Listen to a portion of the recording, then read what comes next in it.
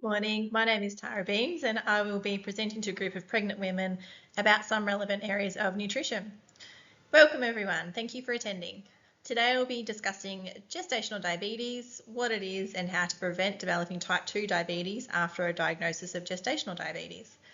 I will also be discussing the importance of 3 micronutrients and their role in the diet.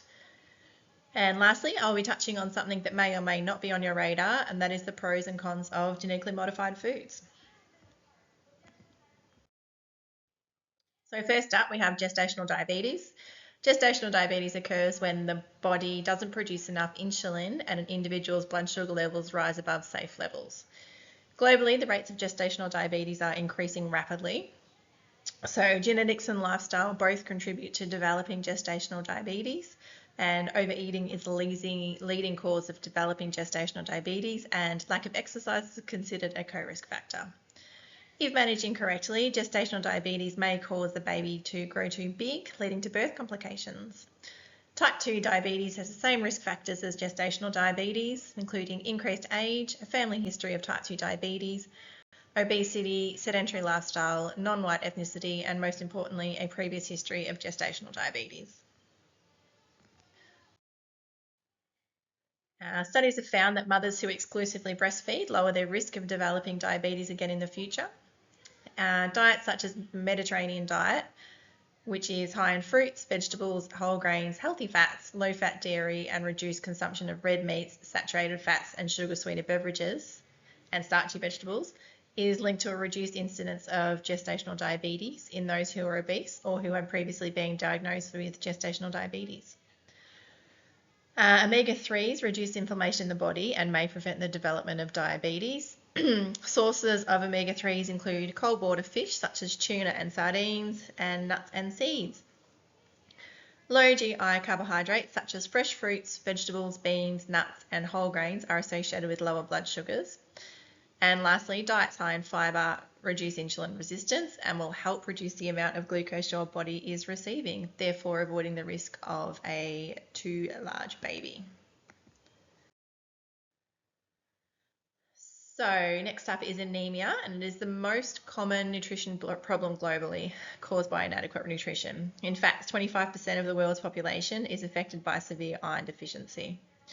Groups of risk of developing iron deficiency include pregnant women, competitive athletes, children, patients with chronic illness, and those with a weakened immune system. Anemia or low iron is linked to adverse pregnancy outcomes, so the World Health Organization recommends that all pregnant women take an iron supplement. Symptoms of iron deficiency include tiredness, general feeling of weakness, paleness of the mucous membranes, becoming easily exhausted, and reduced performance. If you are suffering from any of these symptoms, it is important to talk to your health professional about having a blood test to check your iron levels. So as pregnant women, it is important to stay on top of your iron levels to ensure that you have enough energy for when your little one arrives.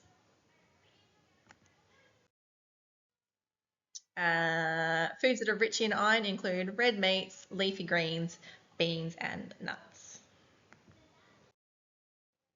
Next up we have potassium. Potassium is an electrolyte vital for maintaining fluid and electrolyte balance and is vital for muscle contraction. Diets high in potassium reduce the prevalence of hypertension and stroke. Fresh foods are the best source of potassium. Processed or canned foods tend to have less potassium and more salt added. The foods highest in potassium include bananas, figs, cantaloupe, wild salmon and potatoes, all the yummy things. The daily adequate intake for a pregnant female is 2,900 milligrams a day. Deficiency symptoms include muscle weakness, irregular heartbeat, and glucose intolerance. Again, if you have any of these symptoms, it is important to talk to a health worker. Iodine is next, a very important nutrient when it comes to pregnancy. Inadequate iodine intake is a leading cause of preventable mental impairment in babies, and is recommended that pregnant women consume 220 to 250 micrograms of iodine daily. Food sources of iodine are mentioned on the table below. We have oysters at the top. Unfortunately, they are not very pregnancy friendly. Seaweed in the sushi, tinned salmon, eggs, and breads made with iodized salt. Next, I'm going to touch on the pros and cons of genetically modified foods. So food biotechnology is a process of modifying the genes of our food sources to produce an improved product. This means that the desired gene from one product is taken and implanted into another to achieve desired traits. In Australia, any food that has been genetically modified must be labelled as such. Some examples of this include making vegetable oils healthier by reducing unhealthy fatty acids and producing beef that has a lower fat content. Here I have a table touching on the pros and cons of genetically modified foods. There are healthier oils produced, products with extended shelf life, which means the vegetables retain their nutrient values longer, and improved access to micronutrients. A strategy called biofortification is where plants are genetically modified to fortify themselves with nutrients such as iron, zinc, and vitamin A. This is especially beneficial to impoverished countries that are unable to access a wide variety of foods.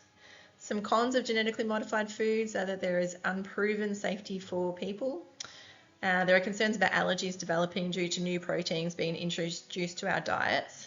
The long-term effects of genetically modified foods is also largely unknown. That's all I have today. Thanks for coming. I hope you found the information helpful. If you have any concerns or questions, feel free to contact me.